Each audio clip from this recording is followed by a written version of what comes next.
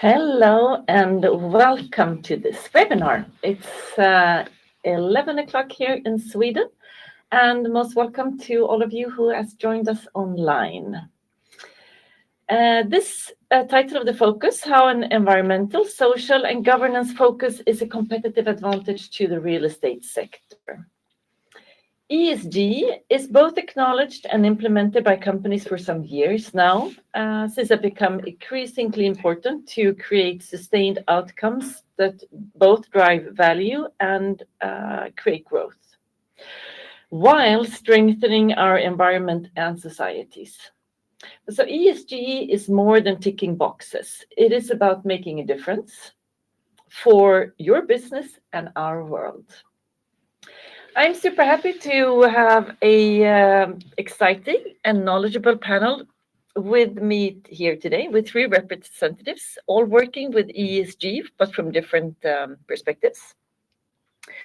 First, I would like to start with you, Johan Hägg. You are ESG analyst at Genesta, the real estate fund management company. Most welcome. Thank you so much. Then we have Rick Aller. You are CEO of the PropTech company 720. Yes. Welcome. Thank you. And then last but not least, we have Magnus Andersson, Business Unit Manager, Digital Services from Swegon. Most welcome to you as well. Thank you, Malin. I should say my name is Malin Höij. I am Brand Communication Director at Swegon, and I am super happy to lead this conversation. Maybe I should just mention 2 words about Swegon Air Academy, which is a neutral platform sharing lots of knowledge, research, facts, arranging webinars like this on and around the indoor climate. So, yeah. We have many interesting webinars that we've sent previously, also coming more in the future. So sign up for those for our newsletter, and you have everything online on Swegon Air Academy. By that introduction, I think it would be interesting to hear a bit about ESG. And Rick, you have prepared a presentation. I have. So please, over to you presenting this topic. Thank you. So ESG is an investment framework. And from our viewpoint, we work with indoor climate. So we have it more segmented for the indoor climate. And you can use ESG in particular for indoor climate like air quality, thermal comfort, and so forth. Now, the framework is all-encompassing, so it touches on all the aspects of the indoor climate as well. And I'll start with going through the ESG parts and then holistically the whole approach. So the environmental aspect of it, I view as right sizing. So addressing overconsumption of whatever it might be energy, it might be water, anything that you consume, especially within a facility. And all of these are consumed, of course, by ventilation, by heating, cooling, and so forth. And reducing this, restricting it is very important from an environmental perspective. And the second part, the social perspective, I view as a part of well-being or health or comfort, where there are many aspects of the indoor air quality which affects people. And the social aspect can, of course, be viewed as a more social outreach viewpoint and how you interact with the world around you. But for a facility, very central to it are the occupants and the tenants. And their health and well-being. So that's where the social aspect is from ESG within the indoor climate. The governance part is a little bit tricky because governance is more of a regulation framework viewpoint on it, more overreaching for both the social and the environmental aspect. but it can be viewed as a management practice as well, and as a productivity practice. So viewing indoor environmental quality as something that should be both environmentally friendly, managed that way, and also good for people and for their health, but also so that it's a productive environment. And that's where we view that governance comes in. Then from a more holistic viewpoint, looking at ESG and indoor climate, there's a lot of aspects which aren't viewed today as that important, even though they might be for health. So you have more direct and immediate functions such as carbon dioxide within the environment and how it affects our comfort short term. But then you have the pollution aspect where you have particulate matter, which is, for instance, particulate matter 2.5, isn't measured in a lot of facilities. But it does contribute in both the Nordics and in the UK, for instance, 4% to all burden of disease, which is a major factor for all living things. And we can actually, with indoor-outdoor ratio, look at this and address this a lot better than we do today. The same thing for volatile organic compounds within the facility, which have their origin within, unlike PM, which usually comes from outside. And then we have ventilation rates, which is kind of an interesting concept as well, because while we want to have efficient ventilation, for instance, to mitigate airborne pollution and airborne viruses, contagions, while we want to mitigate those things, we also want to make sure that it's a comfortable environment and that we take into account the humidity surplus, for instance, so that we have enough relative humidity within the building. These are things that aren't always addressed together. And then last, we come to the kind of regulation and framework question. As a framework, taxonomy is great. But as a forcing nature, if that is the only reason to do things, you might be at the bottom of the barrel of investors. While if you proactively start to look at ESG and what it can bring in, you'll be leading the market instead. And there's a lot on environmental taxonomy right now, but social and governance are for sure coming in as well. And those who are proactive and looking to the future with these things will start to lead the market. And as a finishing touch, I just brought in some different ways that our customers are visualizing the indoor environment for their tenants and occupants, and two-way communication to increase trust. That's it for me, and I'll just let someone else continue. Take over. Thank you. I'll take that role. Yeah. Thank you, Rick, for a good presentation. And then involving Magnus and Johan a bit here.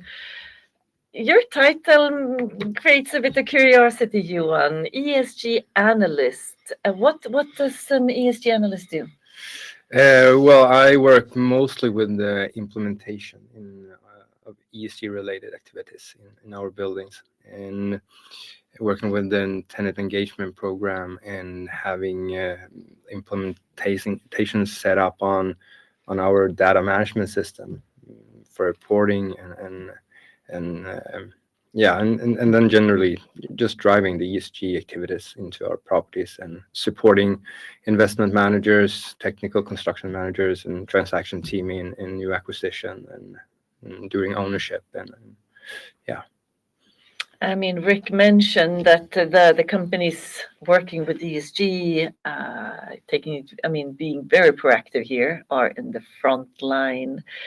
I think you, with your role, are maybe quite ahead of other companies in this. Yeah, but I believe we are. There's a lot of big companies out there and just driving the ESG activities around Europe. But still, Genesta, we want to be on the top of ESG, and yeah, working for doing so. I mean, yeah, exactly.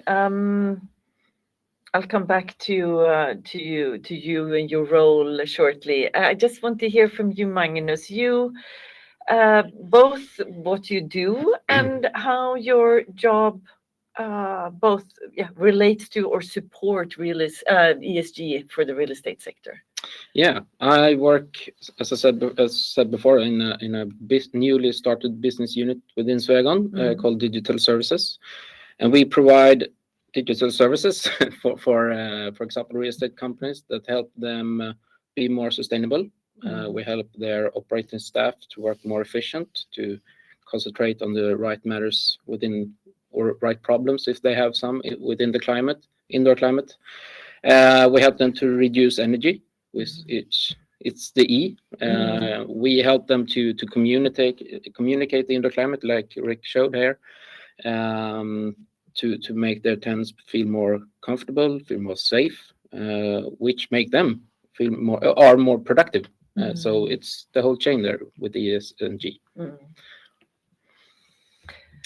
So that's good. You're really working in the same area, but from very different perspectives. Yeah. And then Rick, I mean, as we've said, you've been running your property company for more than 10 years now. So I think you have a lot of interesting experience here to share.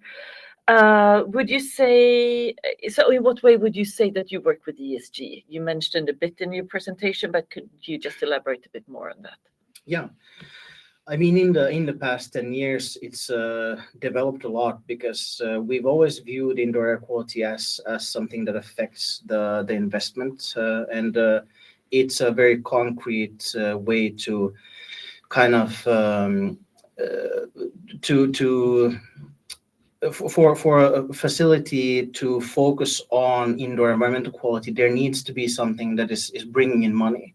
And the ESG framework has brought that with it, where it is a framework for seeing, okay, you're investing in your climate, but what is it giving out? And that is where you have the environmental and social and governance aspects. So right now we're seeing more and more investors realizing that if you focus on the indoor climate, it actually brings you money. It actually is a profitable investment. But do you talk about ESG with your customers? Is that like a selling argument that this actually adds value to your ESG reporting, so to say? Do you see what I mean?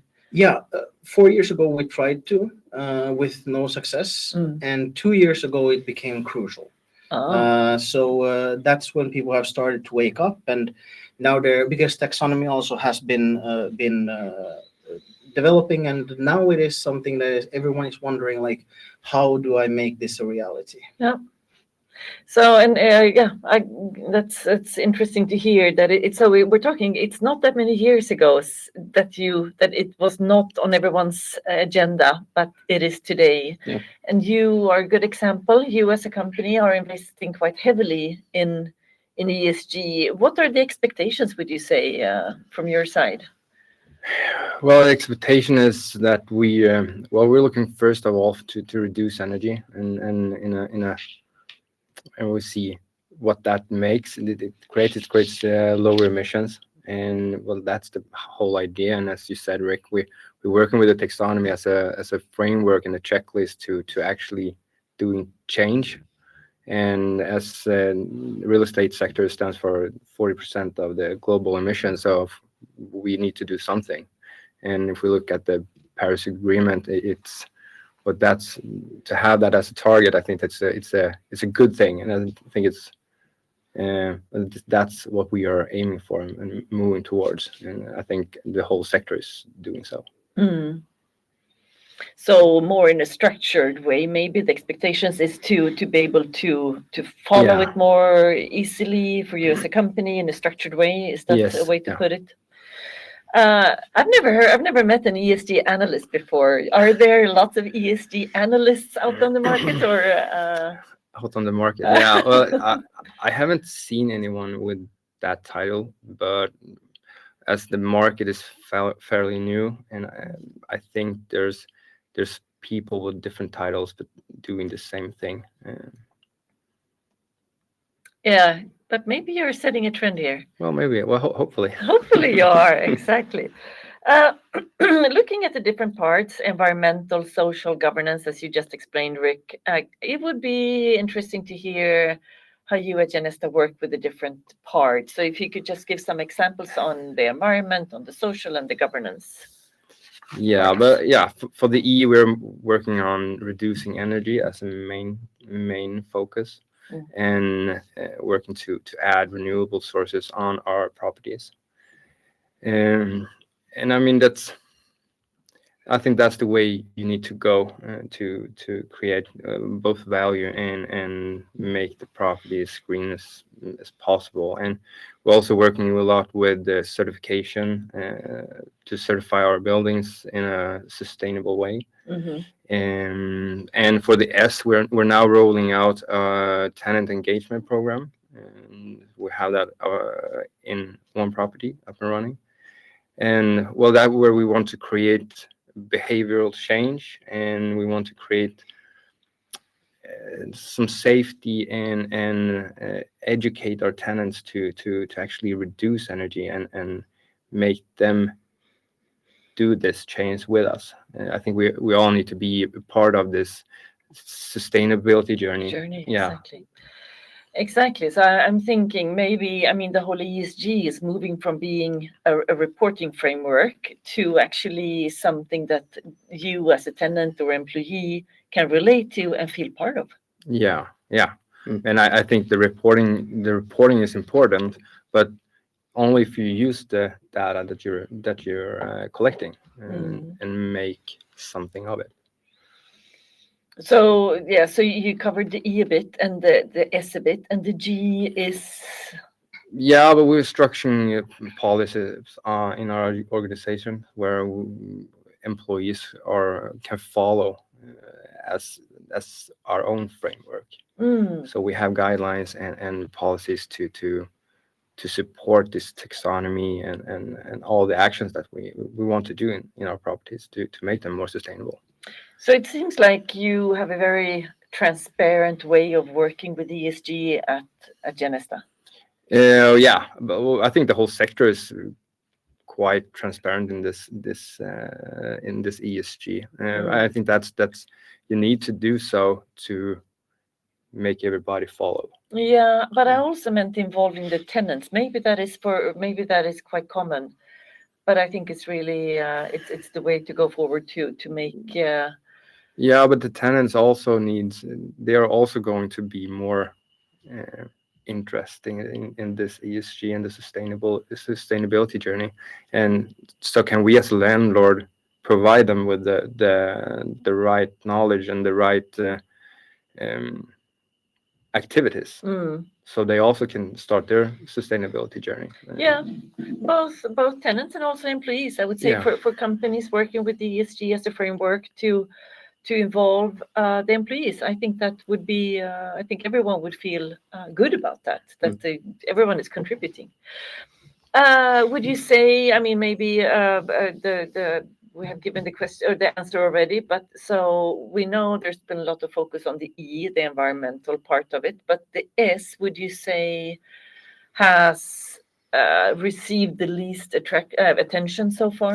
Well, I believe it has actually. Why do you think that is so? I think how you measure the social change it doesn't. You can see results on a short-term basis. So if you do changes on energy, you can see the change in a short period of time. And for the S, well, that's where we need to have maybe a year or two to actually see the results yeah. Sort of, yeah. Do you have any comments on this, Magnus, Rick? Could you, I mean, ESG has become on the agenda now since a couple of years, you said, Rick, and can you also sort of confirm that the S is, people are a bit, not really knowing maybe what to put in the S, or do you? Do you want?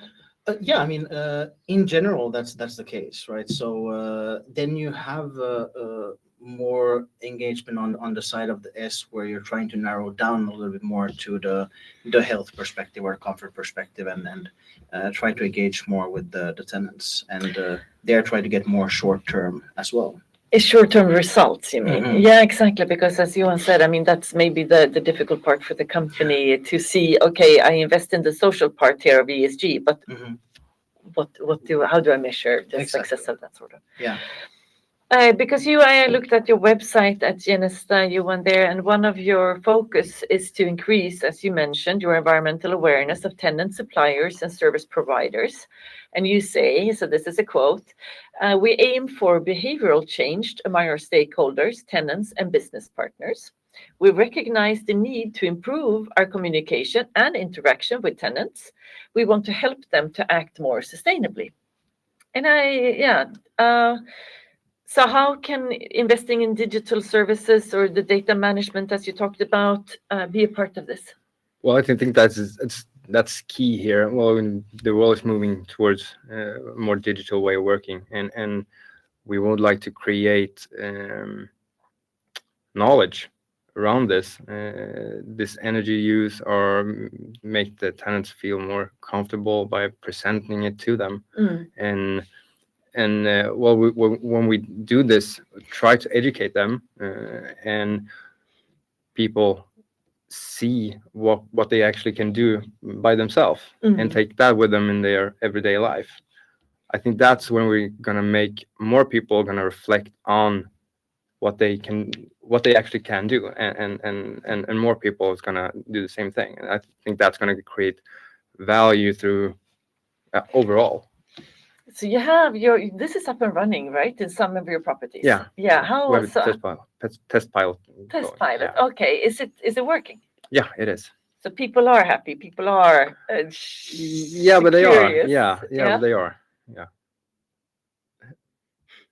Magnus, Rick, Rick, you've sold this for this, many years. Can you sort of confirm what Johan is saying here? Yeah, I mean, we see the kind of tenant engagement and tenant engagement portals, and part of that, of course, is our part is small. It's indoor climate, but otherwise, we do see the tenant engagement to be more of a topic and trend in the industry. Oh, I see. We have so many different. I'm sorry, I didn't really look at the chat before. We'll try to cover the questions in a second. Magnus, do you see? You're also implementing now, sharing information in lots of properties regarding energy consumption or regarding. Is this engaging the tenants? Would you say? It is for sure. Absolutely.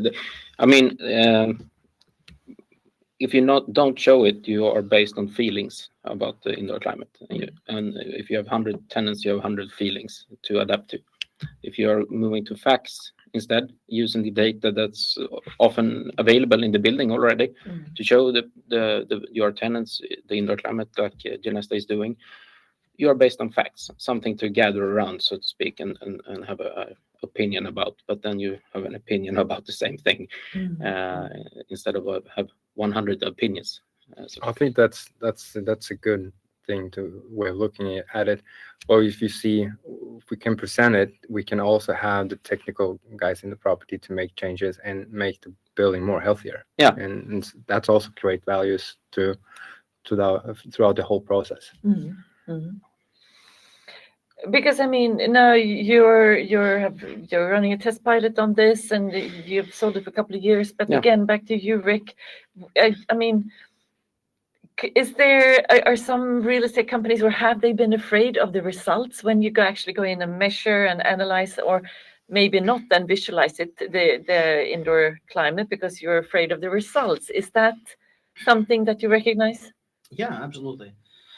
What Johan is talking about is quite new still, about this openness and this ability to work on things. I remember back in 2016, we weren't exactly starting out then, but I was in Germany and talking with some real estate investors. And we had a lunch, and a really productive lunch, went through even ideas to improve the solution overall over a span of many years. And we ended the lunch, and one of the investors shook my hand and said, "Thank you for lunch, and I do hope you fail with this." And I asked, "Well, I don't know what I did wrong." And he was like, "No, nothing with you, nothing with the company. I think it's a great idea, but it should never succeed." We shouldn't have this in our facilities. As an investor, we don't need this kind of information. We don't need this transparency. It will cause problems. So it's a huge change and a huge shift to seeing like, okay, we can make more money out of more communication. And yeah. And that's a development. transparency. Exactly. I mean, that's still a question that pops up, so to speak. I mean, we are addressing real estate companies, and most of them are very positive to our services. But then again, it's the same topic. I'm not sure that I want to display my indoor climate. They are afraid that it's not that good as they hope.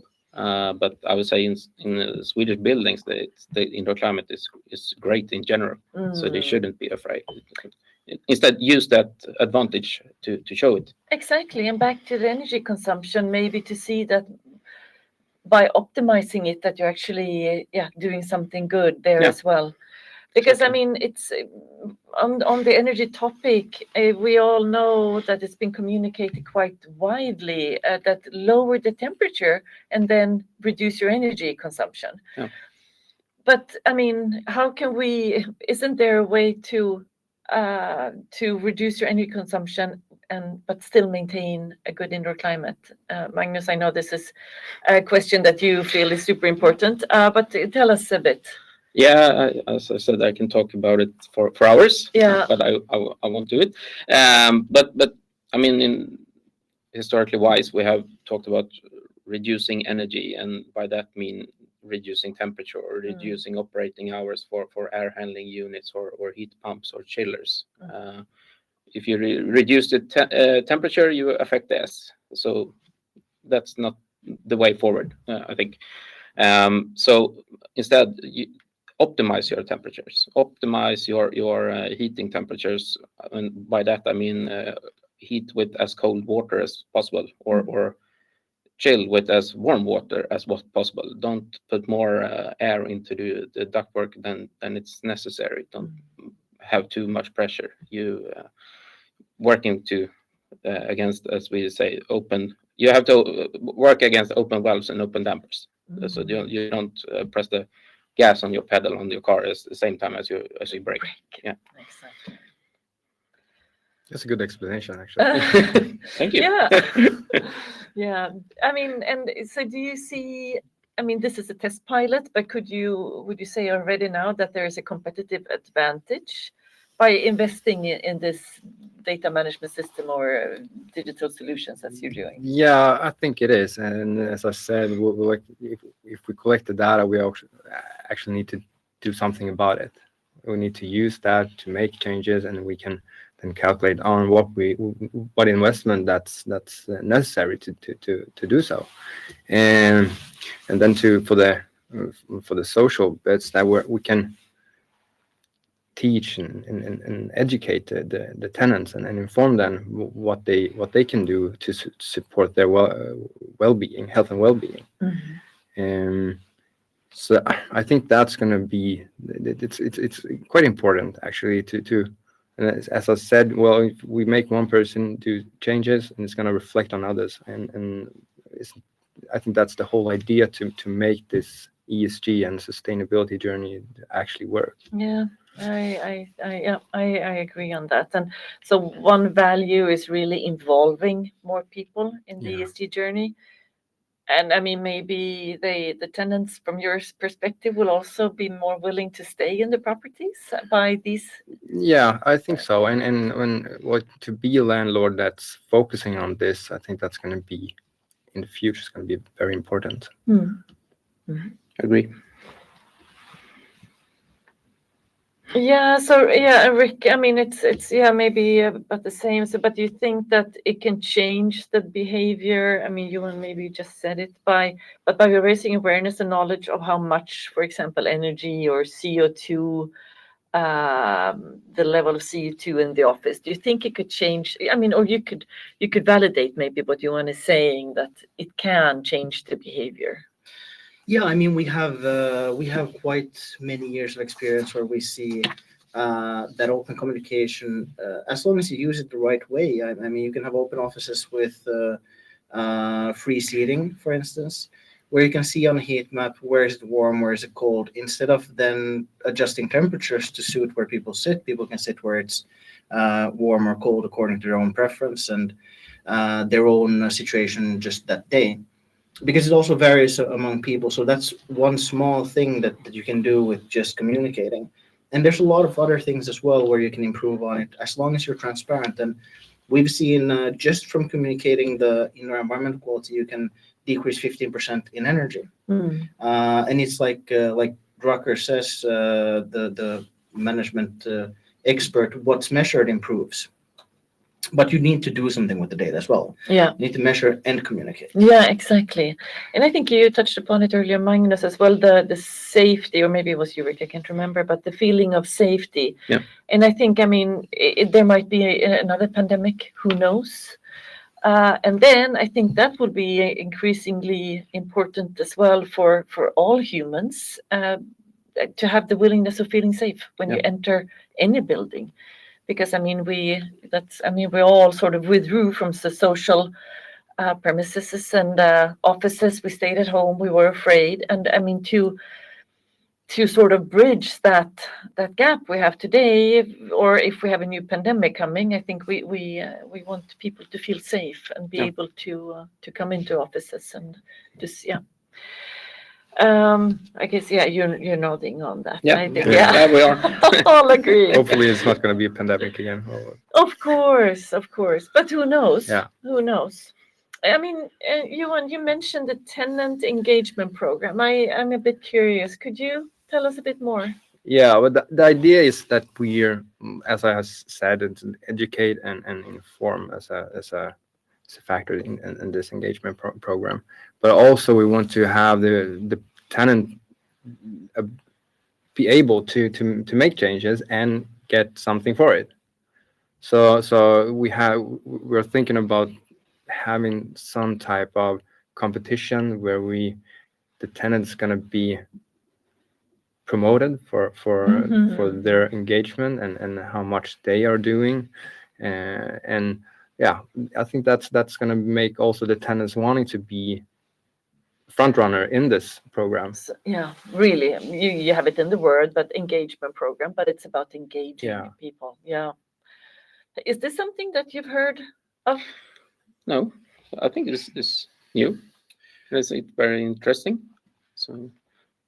Yeah, no, I've heard from you on, but I mean, in some aspects we see it with just indoor. You have for energy as well, which is super interesting. We have a customer, a municipality, who has about I think 40 facilities that they monitor and gather feedback from, and they've gotten thousands of responses throughout within a year from their people. So when they are engaging in it, and they're surprised that a lot of this feedback is actually very positive about the indoor environment, which isn't necessarily something you expect when you collect feedback about the environment. You expect that they always complain, but they don't. There's a huge amount that's just positive. So there's a lot more engagement going on, and this is an interesting angle on it. Yeah.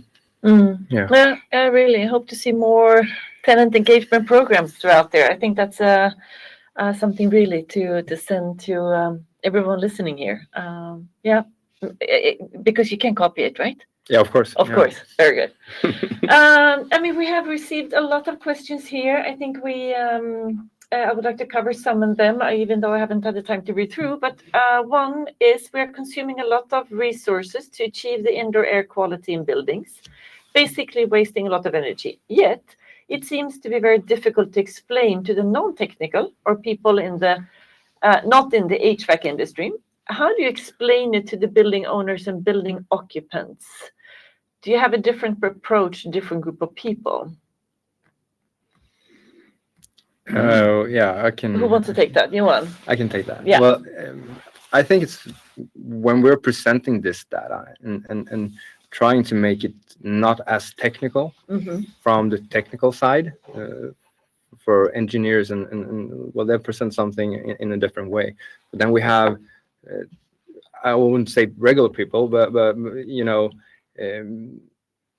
people that don't are as technical as the engineers. So how do we combine the technical side for information make the Transform it into into something that they can understand and friends. Yeah, I think that's important because I mean I have not been in the industry for so many years, but it's easy to fall into the industry language, and it's important to translate it into common people's not having too many technical terms or numbers. Yeah, and I mean, well, when they are saving energy on a monthly basis, and we would like to present that, well, a number is going to be one thing, but we want to match that with something that people can know more about, feel proud of, or exactly. Yeah, that's good. Okay, so yes, you have different approach to different groups of people.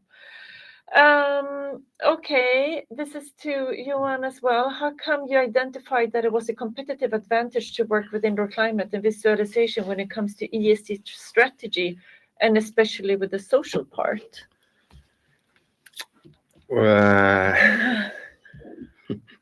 I mean, maybe so the data management. How come you invested in that? And well, that's for first of all reporting, to make that a more streamlined structure of that, and all this data that we collect.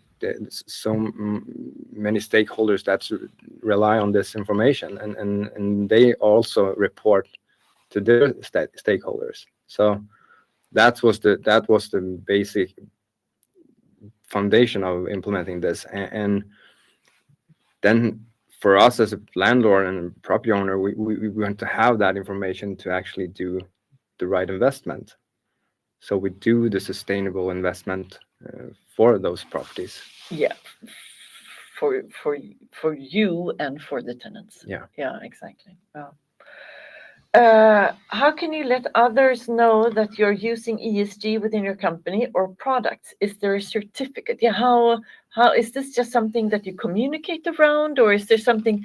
Can I go in and follow your ESG reporting as a? Yeah, well, we have our sustainability report coming out every year, and we certify our building on a BREEAM level. Yeah. Yeah, and. Yeah, I think that's well, we have our sustainability report, and go in and read it and take notes. And so there is no ESG certificate. Rick, do you want to comment on this? But there are some in the facility industry. You have different companies offering different kind of certifications, which are going to be more mainstream in the future. But not called an ESG certificate yet. No, not specifically. No, they are more for the ESG. Feels like every like BREEAM or LEED or something like that. They have those topics in there. Exactly, there as well. A question to panel. How can we strike a balance between energy efficiency and indoor air quality in buildings, considering factors such as ventilation, insulation, and pollutant sources, while ensuring occupant comfort and health? Magnus, maybe? It's a big question. If you look at the indoor climate point of view of this, I would say invest in a system that adapts to the loads, internal loads, so within the facilities, that saves energy, whereas no presence in the room, and at the same time ensures the quality of the indoor climate when there is someone in the room. By that, you reduce a lot of energy consumption, and at the same time, as I said, you ensure the quality. You maintain exactly. Exactly. Yeah. So and of course optimize. That's a word that I love. That's good. Yeah. That's good. Okay, thank you. Let's see. I'll continue a little bit on that because I mean the first step is if you're not monitoring all of those things, and I mean even insulation. So you can go up a little bit so I can see the question. So you have indoor air quality, and then there's ventilation. You need to monitor energy efficiency, ventilation, insulation, pollutant sources. If you don't monitor these, you can never optimize for all of them. Right. No. As well as occupant comfort and health. Health is a little bit sketchy to monitor, but you have to cover those first before you start to optimize them. Yeah. Measure first. Measure. Okay, so what would you say to all of you is the biggest difference in the attitude towards indoor climate now compared to 10 to 15 years ago? And why do you think the attitude is different, if it is? I think you, Rick, maybe touched upon it a bit earlier. But yeah, why don't you give it a shot? I mean, it's becoming a profit center. So it's gone from like the HVAC industry is more consolidating towards quality products, while we go into a more digital era of then being able to actually prove some things. And it's like if you have a company and you monitor customer satisfaction, your point isn't to monitor customer satisfaction, it's to know how customer satisfaction will in the future affect profits. So this is with indoor environmental quality as well. You're not just monitoring temperature and CO2 levels, you're monitoring how this will develop in your profit center in the future. So that's changed for sure. Yeah, as I touched upon, I think the code has made us more aware of the importance of a great indoor climate. Definitely. Do you think, Johan? Well, yeah, I agree with what you said.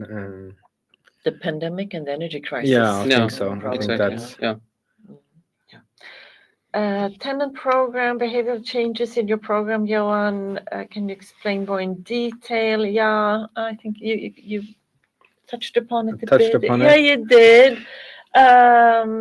Is there something you didn't say that you want to add now, or? No, I don't think so. I think I covered. Yeah, it's about engaging. I think you. The engagement, transparency, engaging tenants, biggest profit there. Okay. In what countries or part of the world is ESG the most popular? What about the US or USA? Or are they using something else? In the US, I mean, ESG mostly comes from ESG investing as a framework from the UN. So it is a global framework, but in the US it's also very popular, and they are driving it at least as much as in the European Union. About other parts of the world, I don't know. Do you know anything, Johan? In what countries? Well, I think Europe is the most the one who drives the ESG questions. Because I think you both touch upon the relation to the EU taxonomy, so that makes it a bit European as well. Maybe that's a misconception, but I think it's quite, at least in Europe, quite common to sort of talk about those two together. It can be. You have the EU taxonomy and then you have ESG. I don't know. Yeah. But I mean, here we like to talk about that because it's our taxonomy. Exactly. But so in the US, maybe they talk about the ESG. Yeah. I mean, in the US, they love one thing, and that's money. If there's a way to make more money, which ESG is supposed to be a framework of, then the most capitalistic country in the world will probably be quite in the front. Okay. Of that as well. So at least for the Western world, we see that it's commonly used. Okay. And then what is the average annual carbon dioxide equivalent emissions saved per square meter of office space by implementing energy efficient heating, ventilation, and air conditioning (HVAC) systems with improved indoor climate control? And what is the associated investment to achieve this? Yeah, Magnus, I think I'll hand this over to you. Oh, thank you. Yeah. I don't have that number now, but I can find out and come back. Good question. Yeah, a really good question, actually. Jens, maybe in some way send us, maybe we can see who that is, and we can get back. Love to get back. Then we have a question from Peter. How about the climate change? How can ESG make a difference? Rick, you want to? Yeah, I mean, ESG is about sustainability, and climate change will affect us quite radically. And ESG is really about tying in the long-term effects of the decisions we do right now. If we would factor in ESG and climate change and everything where we spend money, the spending would look a little bit different. So factoring in the costs of that is very important, from all the way from oil subsidies to renewable energy investments. Yeah, I mean, it definitely is supposed to factor in that. Mm. Next question from Louise. How can digitalization and automation help to implement ESG and good indoor environment in buildings? Question to all. I think I will let only one of you answer though, because there are so many questions. Really great to hear so much from you. But who wants to take that one? How can Johan, do you want to comment? Yeah, but I think it's gonna make the ESG implementation and more easy to do. I think we are all looking for digital way of working as AI is coming up in all different aspects. So I think that's that's the way we're heading. And if you want to be on top of ESG, that's the way you need to go. Yeah, and I like you had engagement, as you've talked about before. I think engagement is definitely part of the success, and then digitalization automation comes into that. Yeah. Okay, Andrew, your question. What kind of tools are you using when you connect to sensors and integrate it in your IT structure? Was it hard to select the system? You or me? You, maybe? I mean, depends on which system. The system being us would not be hard to select. Customers love us, but the sensors. I mean, we use different kinds of sensors and secure connections to BMS and so forth. But what we use most is LoRa, which is an encrypted protocol, so we can integrate it very securely into the cloud, and then everything there is again protected and safe, let's say. So we use LoRa as a protocol, which is a good protocol for sensors. You can use others, but for instance, Sigfox, which is quite popular, is not encrypted and will not be encrypted. So these are factors that affect it. Okay. Andrew, again, is it often difficult to explain benefits of good indoor environment, as it is hard to visualize the effect of IAQ? Do you have any tips? Focus on simple data or give full transparency with a lot of parameters? What's your strategy?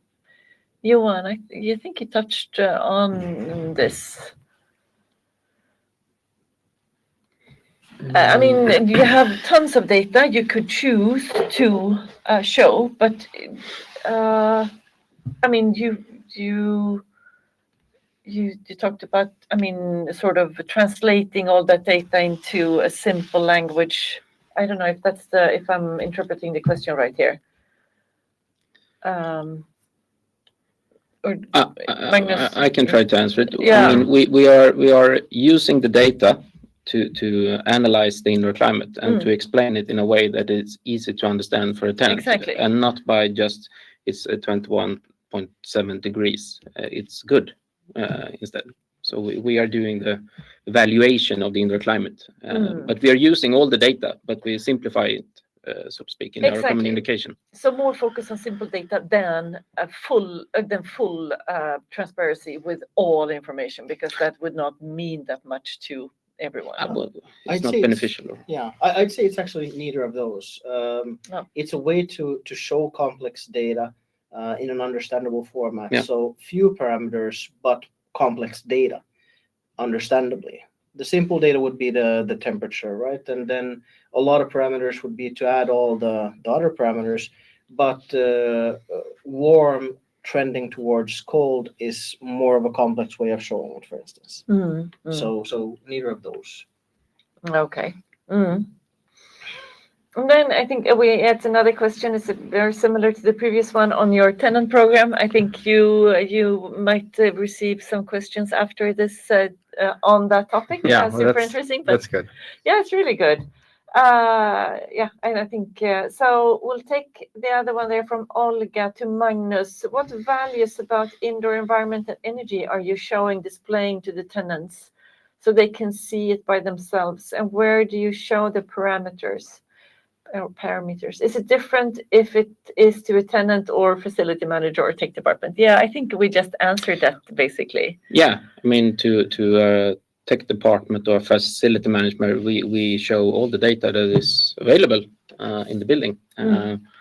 But to the tenant, we explain it in an easy to understand way, as Rick said here. So we are using the same data, but we are communicating in different ways to different stakeholders. Yeah, yeah. I think we covered all the questions there. Thank you so much for interacting with us. I think that was super to hear that you are interested and took the opportunity to talk to the panel here or to listen to the panel here. So, I mean, I think we can agree it's important to cover all the different parts of ESG, not only the E. It's been a lot of focus there. We need to shift towards the S more, and we've learned a lot on how you can, work more with the social part here today. I think, and I mean, investing in the indoor climate is one out of several measures that can be taken, but nevertheless, very important measure to do. So I would like to thank all three of you very much for being here today and for taking part in this panel. Thank you, Rick. Thank you, Magnus. Thank you, Johan. Thank you for having me. And thank you all participants for listening. Hope you enjoyed this. And please sign up for our next webinar, which is June 12th, I think, if I recall correctly. Thank you.